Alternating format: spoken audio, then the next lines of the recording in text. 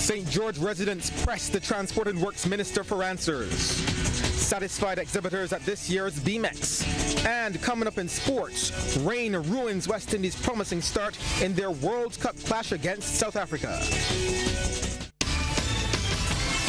Broadcasting from our studios in the Pine St. Michael, this is CBC Newsnight, starting now. Hi, good evening. I'm Shane Jones, leading the news at 7. Pressing questions about road repairs, bus service and other issues were put to the Transport Works and Maintenance Minister Dr. William Duguid as he faced St. George residents over the weekend. The forum was a St. George South Barbados Labour Party branch town hall meeting. In a frank discussion with St. George constituents, Minister Duguid explained the delay of the Melverton stretch is because the contractor is also working to finish Flagstaff Road. That Flagstaff Road is about now 80% complete, and we are moving swiftly to get that Flagstaff Road finished. And as soon as that Flagstaff Road is finished, the contractor tells me he'll be able to move all of his equipment, all of his people to then come straight to complete your road at Melverton, in the Melverton area. So I'm looking forward to that. I'm looking forward to getting that road complete. The other section, which the ministry is doing, ministry is slow, not as slow as the contractor, but the ministry is going quite slow, and we're behind them and behind the technical people to get that road, that second part of the Melverton Road, done as quickly as possible. And if we find that it's going too slow and we have to put more resources on it, rest assured, Minister, that we will get the resources to get that road completed as quickly as possible. The meeting was intended for people to interact with the minister on a range of topics. And when he opened the floor to questions, this gentleman voiced his concerns about the duty-free aspect of government's transport augmentation program. Mr. Duguid explained that you must be in the program for 3 years to benefit from the full concession. So if you come out of the program for whatever reason after 1 year, that means that 66% of the duty that would have been payable will still remain payable to the government on that from that program. So you will still have to pay if you come out after 1 year. If you come out after 2 years, then 33% of the duty will still remain payable under the program. After frustration was raised about the Warrens roundabout, it was revealed that its design is being revisited. There is a recommendation to reduce one of the legs. And we are hoping to put that in practice once the Chief Technical Officer signs off on it. And that is the leg going to the Simpson Motors.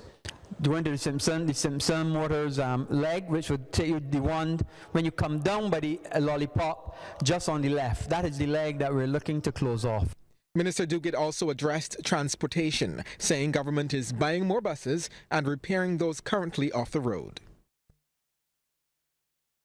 In a few short hours, the curtain will close on BMAX 2019. Now, despite moderate crowds, exhibitors appear pleased with how the 4-day event has unfolded. Sharika Griffith reports. Empty spaces like this one seem to be the norm when CBC teams visited the exhibition over the last few days. But the exhibitors on the 4th and final day were positive. And we've been very overwhelmed by the response. Yesterday we sold out complete a product by 8 o'clock, so that's always a good complaint to have. We've getting a lot of interest this year.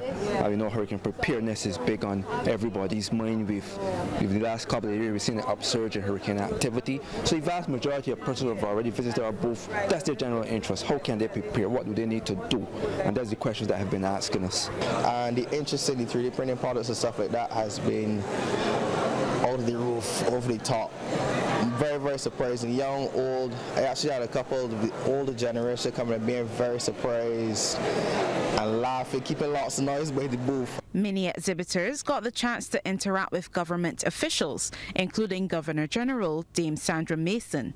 One of the highlights of this year's exhibition would have to be the Farmer's Friend, a creation of Frederick Smith student Dale Ron Thomas, made with recycled materials. Farmer's Friend puts out a high-frequency sound which is is above our hearing, but within the monkey's hearing, and they don't like it, so they stay far from it. Does not need any maintenance because it charges off of the sun and has built-in batteries, so it can last through the night. Patrons were also pleased with this year's other displays. What stood out for me were these ginger mints I just had from the kids section. That was really good, and also an oil from Nazara, I think. That was really good, a body oil. You should try it. It's very nice, very nice. We like the area right here with the different projects from the different schools. Very interesting. My son liked it. Well, I like everything that I've seen so far. I'm really impressed. It's a wonderful exhibition. More than 200 exhibitors took part in this year's event. Sharika Griffith, CBC News. Minister Ronald Toughen also took in BMAX over the weekend. Now he wants to see the emergence of new larger industries in Barbados' manufacturing sector. Among those identified, apparel, ICT and pharmaceuticals. On the latter, he says strides are already being made.